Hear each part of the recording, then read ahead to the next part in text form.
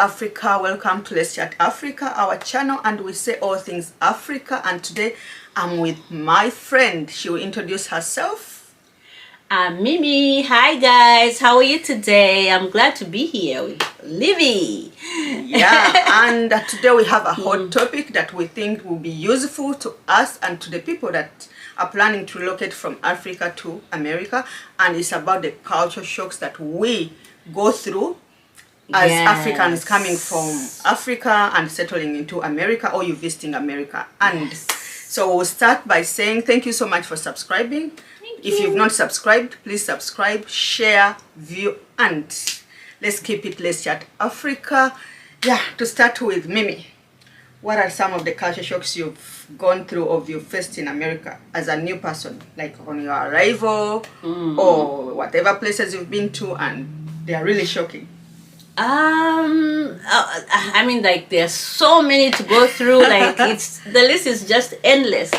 But one of the things that I do remember on my job is that I was doing in November. So I have a friend of mine, and she was a co-worker, and she was from one of the countries in Africa. I'll not say which one. Yeah. So she looks like she'd just been in America for like 6 months, and then she got the job. So on the job, we had other co-workers, and they were kind of like maybe a little chubby. So she goes to one of these girls and says, "Oh my, you are so fat, and you look good. You're fat and looking good." And this girl was so upset. Oh my God. Question. Was she from here, like an African American? Yes. Or she was a fellow African? She was an African American. Oh my God. And she was so upset. Crossed your limit. Right. So I heard them talking about it. They were like, "Oh my God, how could this lady..." She didn't confront the African lady right away. She just, was upset. And talking about it all over with everyone, sharing it. So when I heard it, I tried to, I tried to, speak for my friend. I was like, forgive her. Basically, in Africa, it's good, it shows prestige when someone says you are fat. Yeah. Like, even especially men that have their wife, and if someone tells you, "Oh, your wife is fat and looking good," that's a prestige. But over here, it's not the case. I think it used to be like a prestige. Even now, although like because of modernity, some people feel like, "Why are you saying I'm fat?" Right. To us in Africa, it's not like an insult. But to here, people like mind your words, because someone will feel like it's either you're insulting her, and then you don't have to say you're fat. If you've seen someone who has added weight, I don't know how you even say it. Sometimes it's better not to even say anything. Yeah. Or if you say something, just tell them the opposite. Like the opposite of, you're slim. Yeah. Because I think instead of I think slim looks more. Sounds more nice. You can tell them, you look good. You've lost some weight. I think the word would be, you look good. Right. You're looking good. Right. You're looking But then the people would want, like, for instance, I've been with African people here. We are working together. Right. And they're like, "Oh, you've added some weight." I think that is a polite way of saying you're fat. Right. Yeah, but it also depends on the level of friendship and how long you've known the person and how you feel the places you're in.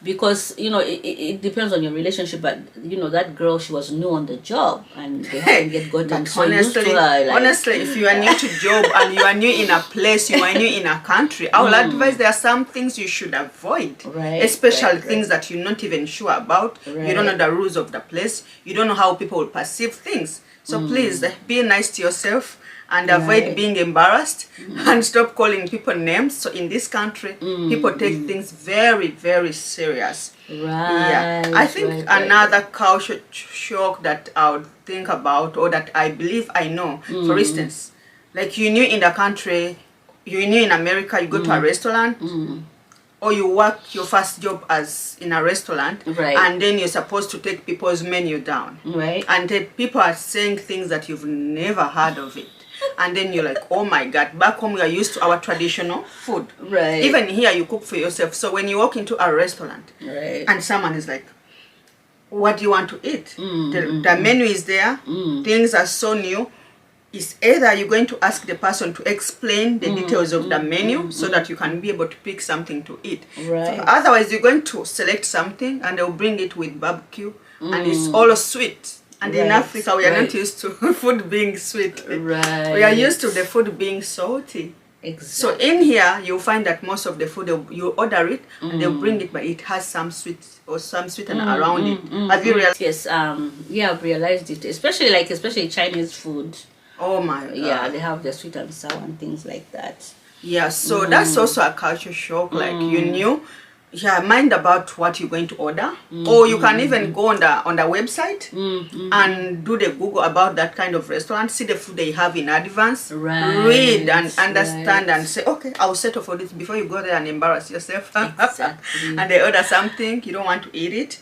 So which other another one that you remember or that I remember is touching people. Right. Yeah, back home in Africa, it's okay to touch people. Yeah, you can say, all the time, anytime. Even at workplaces, you find something, hey, hi Olivia, how this? No, it is the opposite in this country. Right. Yeah, people get so very, very. You don't need to they'll feel so bad. Yeah, you don't have to touch anything. So please keep your hands to yourself. Yes. Back home, even when you're going to those shopping malls like you'll find that someone will say, hey, come and buy from me. Come and buy this. And they touch you. Even sometimes you feel irritated back home. Right. But you do nothing about it. Right. People here sue. Here, it's they can be taken on another level. They can sue you. You can end up being someone harassment, to court for sexual harassment. Exactly. That is the word. Yeah. Someone will say you touched me inappropriate, and then you'll by the time you defend yourself, like, no, it was just like a tap on you. Yeah, it is you against him or her. It's a cultural thing. So to avoid that, please, when you're coming from Africa, you're coming from Uganda, keep your hands to yourself. And the other thing was when we talked about smiling. Oh my God. Smiling. Over here, people smile hello at everyone. Hello, hi. And back home is different. You don't just be smiling at everyone you see. Unless you know the person. You've met the person before. Or you're interested, or you have seen something that interests you about a person. Exactly. Yeah, but here it's different. It's different. Here it's part of their lives to smile at everyone. I think it's a way of it's a nice way of saying hi. Some people don't even say hello, but they will smile at you. And when you say hi, you smile. Back home, I think it's the culture too. And the other thing, people are going like people are going through a lot of things. They don't just smile. Smiling is expensive back home. And also, like, now that brings to mind also the eye contact thing. In our culture, you don't look an adult in the eye. You're insolent if you do that. I think it's either rude or right. a child that was not raised right. Right, looking at a grown person in the eyes when they're speaking to you. Over here, it's a different thing. Even you have to look at someone, you have to make eye contact, or else they think you have something you're hiding. Yes, that's true. You're not honest, because even for interviews, when you come here and you go for interviews, right, and someone is speaking to you, right, you have to look into the person's face you make eye contact at all times. Yes. Otherwise they will think like you either not being truthful or there's something fishy, something wrong about you. Yet back home is the opposite. Right. Back home, eye contact, they'll say, this girl. She's bold. She's bold. She doesn't respect people. Right. So you see, things are different. Cultures are different. Places are different. So we should be putting that in mind, especially when you're traveling. And if you have children, there are those small things you can teach your children. Like, okay, we are relocating to the United States of America. But these are the few things we should be be mindful of. Or like then the rest of the things you come and learn along the way. And then another thing is about driving. Exactly. Driving here, when you're driving, you keep right. Is it right? Right. Back home, we keep left. I think most of the African countries we keep left. Few of them like it's a Rwanda. British thing. Yeah, British thing. Most of the countries, African countries that were colonized by Britain or British, they drive keeping left. When you come in the United States, you keep right. Right, But yes. yeah, to me, I think when you've never driven back home and you come here and you learn driving in the US, it makes it a lot easier. To me, it was so easier a little bit for me. But if you're driving at home and then you come here, it's a different. You may end up turning right where the traffic is coming from. Right onto the oncoming traffic, and boom. Yes, so you you're have dead. to be very, very careful. Even done. Even when you're coming from, people say, "Oh, I've been driving back home." Right. Yes, so we here, understand we've been driving. You're very good, but the difference is the hand. Where do you turn? Right. And the roads are so wide. Sometimes even in the night, you're thinking that I'm supposed to turn this way. Right. And yeah, so you have to be very, very, very careful. Mindful of that. Yeah. And reading, reading the information. The good thing here, they put the information everywhere. And talking about reading the information, that takes us to our culture of home, where we find information by asking people in the corridors. Exactly. You ask someone, "Hi, Mimi, where can I find this?" Yeah, where can I find this and such and such They a said place? there is a job here. Can I go there? Exactly. Here is different. When you come in this place, everything is about internet, online in the paper. You have in the paper. You call for some information, like we call MTN back home. Here you have to call, but you have to have the information here, because they'll ask you, "Please, let me see your this, let me see your this, let me see your..." So you have to have that information. Right. You have to get used to the idea of going online. Exactly. It has to be part of you. To search for any information that you like. Yeah, because you want. not ask people like, "Oh, okay, someone can help you to show you the link or how to browse it." Right. But you have to do it, especially with the jobs. To depend on yourself, to look for your own information instead of relying on friends and relatives. Some people don't even have time anymore. They don't have time. For everything, they believe them. here, everything, you have to be like a professional in everything. So everything has to be there, certification, this, that. So this is how things work. Which other one? The one that is so funny. Mimi, you told me about this one. Oh yeah, the toilet thing. Right. I mainly it's with the guys. A friend of mine was talking about someone else who came from Uganda, and then they married someone from here, from America. This American lady. And so they get this house and everything.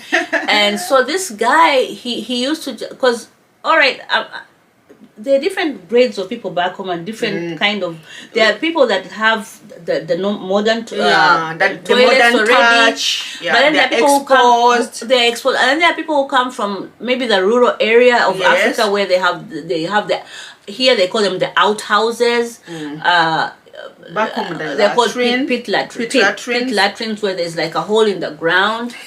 And so you just go, and then you don't have anything to move around or as long as you can do it right. There's no flash. You just have to aim right there in the hole. So this guy, he was from Africa, rural Africa, where actually there are even people that have their homes in the villages, and they have modern facilities there modern too. Facilities. That's but then right. there are people that don't have them yet at all. So this guy comes from the rural of the rural, where there's not even electricity. And then he got a chance to come here, and when he gets here, he's gets this lady. And this lady, they fall in love and they get married, they get this home, and lo and behold, it has the flushable toilets. And so this guy goes to the bathroom and he just, goes.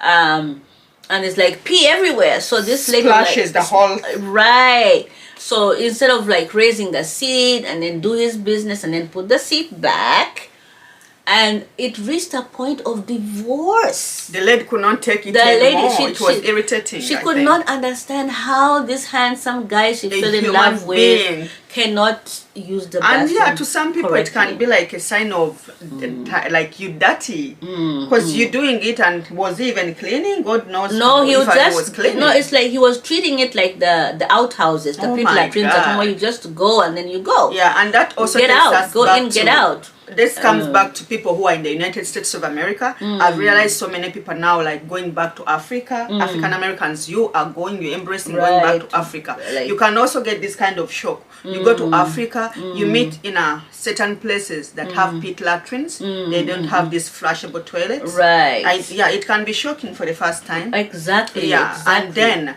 whatever you're doing there, you don't know, like, oh, how do I use this? Like the same shock you can get using that. To some people, it's the same thing. Yeah, so and that's the same. Also, when it comes to like the information, same as us. When you come here, you have to go internet and all that. Back home, it's not so much of internet, so it is two-way. When you're coming from Africa to here, things change a little bit. When you're coming from here to from US to Africa, there are some things you should get used to. I know people say, oh, this is supposed to be like this. This is like, people are like, excuse me, this is Africa. But you know, as we talk of Africa, Africa is in I would say it has different stages of development. Different stages of development. There are places in Africa where people, you know, it's like very the US developed, over here. Very developed. And we're talking of Africa, we're from Uganda specifically. Yes. So there are places, because I've been to South Africa, where they're like way developed. But they have rural places. Yeah, and you know how these people who go for tourism, stuff like that, they love going to like deep end of right, but then okay, like Africa, they have like different classes of people and different things happening. So you have those that have certain things in there, like a microwave. You know, the standard features that you'd find. Those people have the washing machines. You know, their lives are exactly the way they are here. And then you have another class. Like say way back in the rural area, they don't even have electricity, for Christ's sake. They don't have nothing. They don't have running water. They still go to the well. But you know, with there's that class of people. That's true. With the like you talked about things like microwave. We call them electric appliances or electrical gadgets or stuff like that. Yeah. So for instance, microwaves, you can go to Mimi's house. She has a microwave. It has different features, and then mine has different features. So it also depends if you don't know how to use it, because it's different. It's either you don't have it or you have it and it's a little bit different. So you ask like, how can I use it, instead of you using it and spoil it. And then there's people who have the tendency of thinking, because you're coming from Africa or because I am coming from Africa, I've never seen such things. Right. That's not true. Like she said, there are certain parts in Africa that really have everything. Right. Children have gone to international schools. Exactly. They are lived in a good life. We have the bourgeois, the African bourgeois class people. People are exposed. They have yachts. They have even private jets. They're there. Yeah. So don't assume that they are coming from Africa. Right. Everyone is green. Everyone knows nothing. Right. Yeah. So be polite. If you want to help or give a hand, you say, excuse me, do you need help with this machine? Exactly. Someone will tell you, I know, or I know this kind, I know to this extra. Then you help. But instead of being rude and say, don't touch it. Right. Let me help you. Yeah, because I can give you an example of like the first time I had come to America.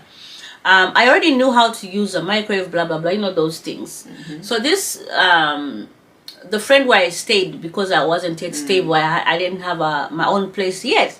So someone put me up for a couple of days, and then he had his sister in the house, and she heard about me. So I think in her mind she was like, this poor lady is from Africa and she doesn't know how to use a microwave. So I was about to put my food in there, you know. She was like, oh, let me tell you, you shouldn't put a fork in the microwave and blah blah blah. I felt so upset. Yeah, that sounds like an insult. Right. Disrespecting someone because I'm coming from Africa. And yes, even us, we have that tendency, African brothers and sisters, we are sorry to say that. Right. Because you've lived in a country for so long. Yes, you've come to America for 5 years. I've just come. So you assume this one is coming from home. She doesn't know anything. Right. So instead of saying in a polite way, okay, do you need help with someone? Yes. You go ahead and say, oh, you know, you people who have just come. You know, you people who have just come, please. That tendency. Right, No. You don't even know people who have just come. Maybe she's coming from somewhere. Some people have traveled. I may have Exactly, just that's- come from the US, but I'm that's- coming from UK, I'm coming from Sweden, and then I'm just relocating. We So, have the class of yeah, people don't that are assume- in Africa right now that Yeah. live even better Yeah, don't assume than that everyone is we ignorant. are over here. Yeah, at not this yeah, moment. not everyone coming from Africa is ignorant. Please, we stand to be corrected, and we stand to correct everyone. Right. Africa has different types of lifestyles, Right. and people live in different classes, just like Right, in America. it's a class system over Yeah. there too. Even here, middle class. yeah. There are people who are doing so bad. There are people Yeah. who are high end. Right. So it is everywhere. And There are people that, like when I was in South Africa, there are people that are in the townships, Yeah. which is kind of like the ghetto you see, over here. Back home in Uganda, we have the slums. You Yeah. know, we have people that are in the slums. and I think even here we have the word ghetto, right? Hood. Yeah, here in the It's yeah hood. the ghetto. It's a ghetto. They So say hood. yeah, it's a ghetto hood. It's the same Yeah. thing. So basically, that's the kind of thing. So people should not just assume that because you're from Africa, you're from the way back in the village where there's no electricity. Yeah. You could be from this other class, the bourgeois class. Yeah, yes, that's true. Bourgeois, because bourgeoisie. some people have traveled, and recently we are lucky that like girls, women, people are moving from Africa, Uganda, and Nepal. They are going different parts of the world to work. Right. So people are exposed, and Exactly. yeah, People- I think the last one we have in mind is the accent. Yeah, That can shock so many people. You think because we speak English, we study English back home. When you come here, you think you're speaking. Yes, you're speaking English. You're not even thinking. You're speaking English, true. But remember, we come from Africa, and most of the countries were colonized by different countries like UK or England. So our English can be like England based or UK English. There's UK English, but then there's having it with a Ugandan accent. Yes, or yeah. like we have different tribes anyway, Yeah, because our native tribes or also they languages. affect the accent, Yeah. because someone from central Uganda the R. is not going to speak like someone in western Uganda. The Yeah, English that's true. is different. Very different. Right, Someone from the northern accent. Uganda will not speak the same kind of way like someone coming from the east. So that affects even how we speak The our local English. language, Yeah. So affects, when you're coming here from Uganda or Kenya, wherever you're coming from, and you reach here and you're talking to someone from here, say African American and the white people, and someone says, "Pardon, excuse me." Excuse Yeah. me, they'll be like, excuse me. Yeah, don't take it like, oh, an insult. I know somehow it can upset you, but the truth is they are trying to understand what you're saying, and they want you to speak clearly, slowly, and more audible. not as fast as Yeah. you normally would. Yeah, because we are lucky we speak faster. Yeah. So I think My co-worker, I had a co-worker in my last job. She's from India, yeah, and she had a problem. Like we were trying to give people instructions on how to, carry out certain tests, and people could not, for the world of them, get whatever she was saying. And she would be like, but she even turned to me. She said, "Mimi, how come you can understand me and they cannot understand me?" I was like, because we have Indian population back home in Uganda, Yes, so and we've lived with different we live with them, people. so we pick up the accent really fast. and don't take it like it's only Africans. Trust me, those people who are coming from Asia. Yes, we sit with them somewhere and they're like, "Pardon," and also I'm not understanding what you're saying. Right. So trust me, The if you're not, accents. because we come from different worlds, and yes, let's embrace it. We are okay with it. Be Right. proud of it. That is Right. who you are. Exactly. So we're not going to go any further. I hope Yes. you've enjoyed this topic. I've enjoyed myself. Yes, and we are just I've saying had this is fun just talking about it. to share information with you so that you'll Right. be knowledgeable and be aware of a certain few things when you're planning to relocate or travel to the United States of America, because that's where we Yes. are, and we give the information Yes. based where we are, and those who are in Right. the UK will give based to the UK. So please, Right. thank you for watching us. Thank you for keeping it. Let's chat Africa. Thank We you. say all things Africa, and Yes. everything will be about helping Africa, promoting Africa, focusing on Africa, showcasing Africa, and sharing the right information for people who are coming from Africa to America, and those who are in America who knows nothing about Africa. So thank you so much. See you next time. See you. Bye bye. Bye.